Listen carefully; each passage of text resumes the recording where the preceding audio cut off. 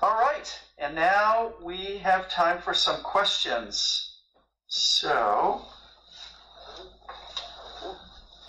first question in here, could you elaborate more on what simplified scheduling does or could look like?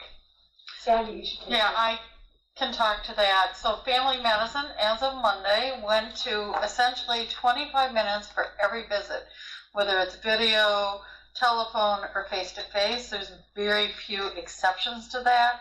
There are certain procedures like vasectomy, you need more than 25 minutes.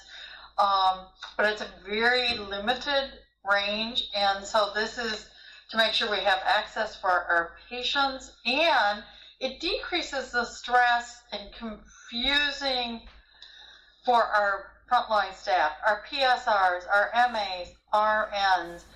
They don't have to think, okay, Jeff wants 40 minutes for this, Sandy wants 20. It's 25 for everything, and general internal medicine is moving to 30 minutes, and GPM is working on it.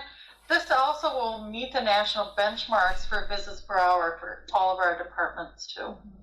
I think it's important to understand that while we work collaboratively, each specialty in primary care is different, and we have different benchmarks for the number of patients we should see, and that sort of thing. That's why there's 25 minutes versus 30 minutes. And I did my first 30-minute template last week, and it just evens out. Some people take a little longer, a lot of people are less, but the PSRs and the RNs don't have to think about where to put a patient, and that's amazing.